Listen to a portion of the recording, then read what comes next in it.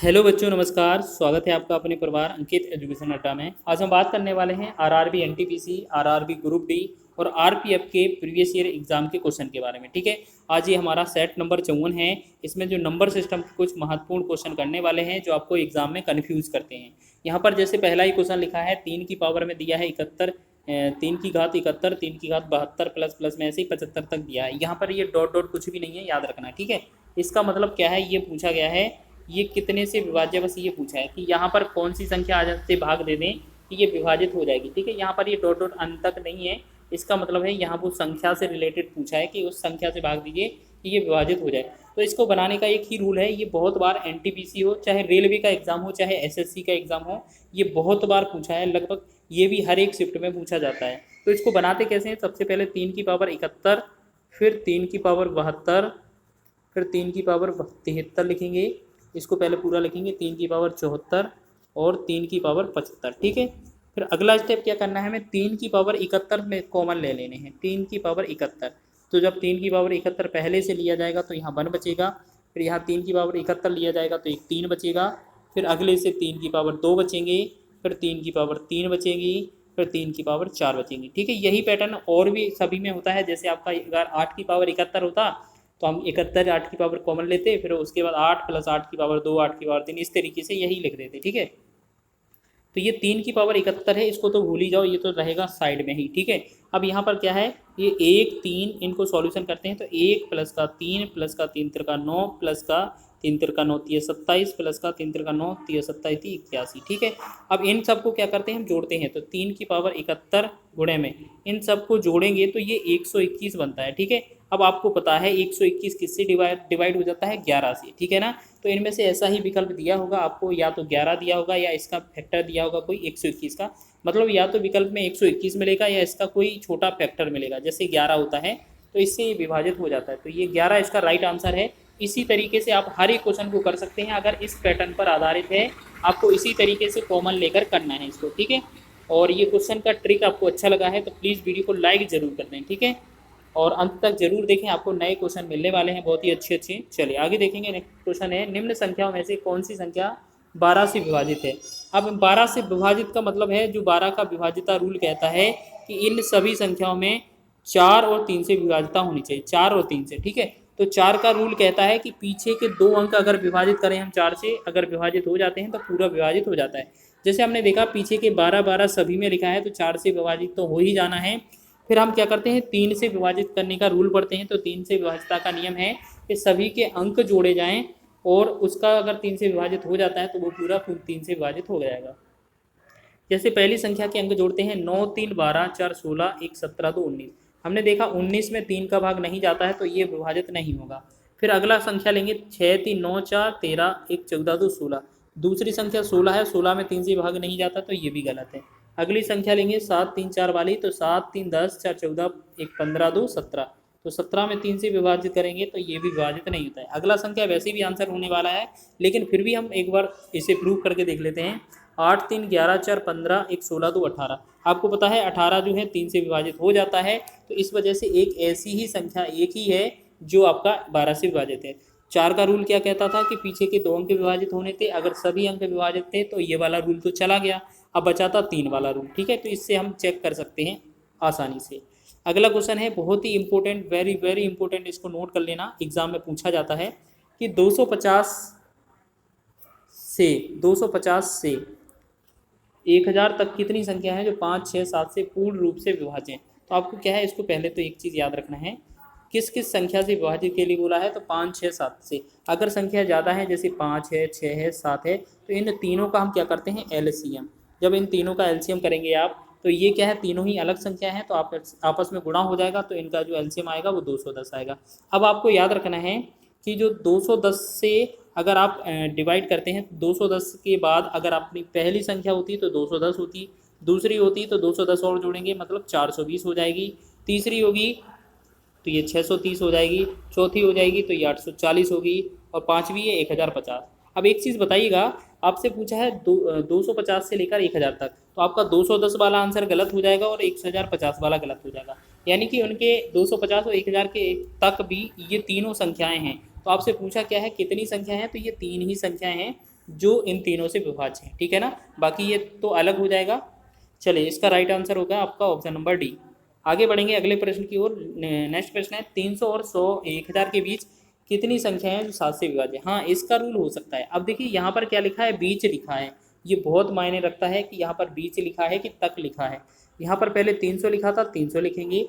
फिर यहाँ पर 1000 लिखा था, 1000 लिखेंगे। फिर क्या करना है हमें, इस 7 से पूछा है विभाज्य तो 7 से भाग कर देना है दोनों में, ठीक है। बहुत ही आसान ट्रिक है आपकी ये। आपको क्या है, दोनों संख्याएं लिख लेनी है और जिससे पूछा है उससे विभाजित कर देना है। तो हम इससे विभाजित करेंगे तो 7 चौके 28, 2 बचा 0 हो गया यानी कि 20, तो 7 दूना 14, ठीक है। 21 हम लिख नहीं सकते। और याद रखना, इसके बाद जो दशमलव में जो संख्या बनेगी उसको नहीं लिखना है, मतलब ये पूर्णांक जरूर लिख लेना है, ठीक है। अब इससे भाग करेंगे तो 7 एकम 7, फिर 3 बचा, 3 से 30 हुआ, 7 चौके 28, फिर 2 के बाद 20 हुआ, तो 7 दूना 14, ठीक है। बस क्या है, जो पॉइंट वाली वैल्यू है उसको नहीं लिखना है। अब हमें क्या करना है, इन दोनों का डिफरेंस निकाल देना, वही हमारा आंसर होगा। तो 142 और 142 का जो अंतर आएगा वो कितना आ जाएगा हमारा 100। तो हम कह सकते हैं जो 100 संख्याएं होगी वो ये विभाजित हो जाए, मतलब इनके बीच विभाजित हो जाएंगी 7 से, ठीक है। देखो बहुत ही कम समय में किया है। अगर इसी तरीके का क्वेश्चन मिले तो आपको भी करना है। जैसे अगला क्वेश्चन लिखा है, देखिए इसी पैटर्न पर आधारित है। 3 से 60 के बीच ऐसी कितनी विषम संख्याएं हैं जो 5 से पूर्ण विभाज्य। अब देखिए यहाँ पर विषम संख्या ऐड कर दिया है। इस तरीके से इस क्वेश्चन को बनाने के 2 तरीके हो सकते हैं, ठीक है। जैसे आप तो एक क्या करना है, जैसे 3 और 60 के बीच है तो 5 से विभाजित पहली संख्या 5 हो जाएगी, फिर 15 हो जाएगी, 10 नहीं होगा। जैसे एक काम करते हैं, पहले तो सभी संख्याएं हैं 5 से विभाजित निकाल लेते हैं, ठीक है।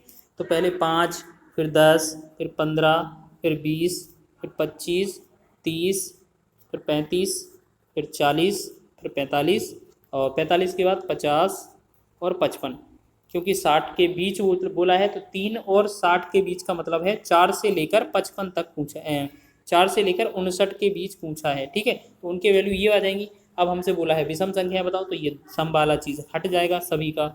जो जो सम संख्या है वो चीज़ हटा दीजिए। चलिए, तो 1 संख्या, 2 संख्या, 3, 4, 5, 6, 6 संख्या हमारा राइट आंसर हो जाएगा, ठीक है। ये तो आपका बेसिक है। अब आपको एक फॉर्मूला बेस पर बताते हैं आपको क्या करना है। जैसे आपने बोला है कि 3 से 60 के बीच 5 से विभाजित, तो पहली संख्या है 5 है, फिर 15 है, पहली संख्या 5 है, फिर दूसरी क्या है 15 है, फिर 25 है। इस तरीके की संख्या है और लास्ट में जो विभाजित होगी 5 से वो 55 होगी, क्योंकि 60 तक नहीं बोला है, बीच बोला है क्वेश्चन में, ठीक है।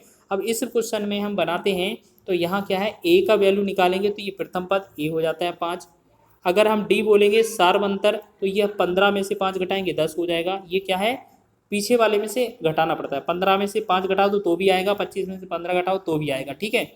फिर ए एन जो बराबर है वो दिया है आपका, लास्ट जो अंतिम पद है उसे बोलते हैं 55 दिया है तो ए एन लिखेंगे, ठीक है। यहाँ पर एक फॉर्मूला होता है ए एन का, ए एन बराबर होता है ए प्लस में एन माइनस 1 और डी। इसको लगाएंगे, सॉल्व आंसर हो जाएगा, ठीक है। 55 लिखेंगे ए एन की जगह, ए की जगह 5 लिखेंगे, प्लस में एन माइनस 1 और डी का वैल्यू 10 लिखेंगे। इस 5 को यहाँ ले जाएंगे, घटाएंगे तो ये बनेगा 50 बराबर क्या होगा एन माइनस 1 इंटू में ये डी का मान 10 है, यहाँ पर 10 लिख लीजिए, ठीक है। यहाँ पर 10 लिखेंगे, अब यहाँ पर भी 10 लिखेंगे। अब 10 से यहाँ से ही काट दीजिए 0 के 0, तो जो n माइनस 1 का वैल्यू है वो 5 है, ठीक है। अब एक को हम इस तरफ ले जाएंगे तो ये जुड़ जाएगा, तो n बराबर कितना होगा 6।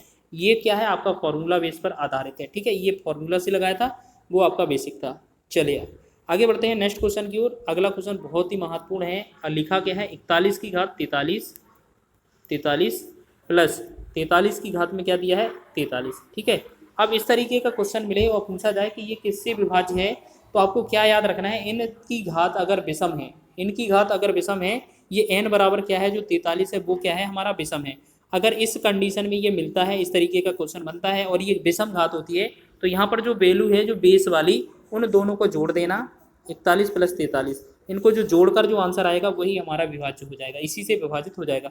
तो हम इसे जोड़ेंगे तो ये हमारा होगा 84। तो ये हमारा जो आंसर है ऑप्शन नंबर डी इसका राइट हो जाएगा। आगे बढ़ेंगे नेक्स्ट प्रश्न की ओर। अगला लिखा है 1 और 700 के बीच कितनी संख्या है जो 17 से पूर्णतः विभाजित है। तो हमने क्या बोला है, अगर यहाँ पर क्वेश्चन में बीच लिखा है तो 1 ना लिख के इसके बाद वाली 2 लिखेंगे, और 700 है 700 से 1 कम लिखेंगे 699, ठीक है। हमें सबसे पहले क्या संख्याएं लिख लेनी है 699, ठीक। अब हमें क्या करना है, 17 से विभाजित है तो 17 से भाग देना है। 17 से 2 में तो भाग जाएगा नहीं, तो इसका तो मान 0 ही आएगा। 17 से इससे काटेंगे तो 17 चौके 68 हो जाएगा, 1 हो जाएगा, 1 19, 17 एकम 17। तो हमने देखा इन दोनों का डिफरेंस निकालना है, तो इन डिफरेंस निकालना है, इसमें माइनस में नहीं लिखा जाता, इन दोनों का जो डिफरेंस आएगा 41 माइनस 0 का, तो वो 41 ही आएगा। तो हम कह सकते हैं इसमें जो बीच में संख्या होंगी वो 41 ही होंगी। तो right answer option number B हो जाएगा। एक लास्ट क्वेश्चन की ओर चलते हैं। अगला प्रश्न क्या लिखा है वो देखेंगे। निम्न में से कौन सी संख्या 9 से विभाज्य नहीं है? तो 9 से विभाज्य नहीं है का इसका मतलब है वो 9 की विभाज्यता को फॉलो नहीं करते। और 9 का विभाज्यता का नियम कहता है कि सभी जो संख्या है उस संख्या के सभी अंकों को जोड़ दिया जाए और 9 से विभाजित कर दिया जाए। अगर 9 से विभाजित हो जाती हैं तो वो 9 से पूर्णतः विभाज्य, और नहीं होती हैं तो विभाज्य नहीं है। हम सबसे पहले पहली संख्या चेक करेंगे, इन सबके अंकों को जोड़ेंगे तो 4 9 13 1 14, 14 4 18, तो जी 18 होगा, क्योंकि 0 तो जोड़ा नहीं जाता ना। तो हम क्या करेंगे, यहाँ पर जो पहली संख्या है इनको जोड़कर देखते हैं तो ये आता है 18। ठीक है, 18 9 से विभाजित हो जाता है तो ये वाला सही है। अगला दूसरा संख्या लेंगे तो 77 7 7 14, 14 8 कितना 22, 3 25 2 27। दूसरी संख्या है 27 बटा 9 करेंगे, ये भी विभाजित हो जाता है तो ये भी सही है।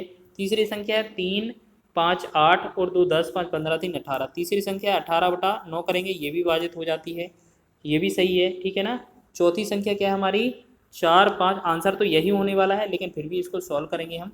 4 5 9 9 3 12 12 9 21, 21 और 0 जोड़ेंगे मतलब 21। अब 21 में 9 से भाग करेंगे तो 9 से विभाजित नहीं होता है, तो हम कह सकते हैं कि यही जो है 9 का विभाज्य का रूल फॉलो नहीं करता है, ये विभाजित नहीं होगा। बाकी जो अन्य 3 संख्या हैं वो 9 से विभाजित हो जाएंगी। तो इस प्रकार आंसर डी ऑप्शन हमारा हो जाएगा। ठीक है, अगर ये जो वीडियो है आपको पसंद आया है तो वीडियो को लाइक करें, शेयर करें, चैनल पर नए हैं तो चैनल को सब्सक्राइब भी कर लें।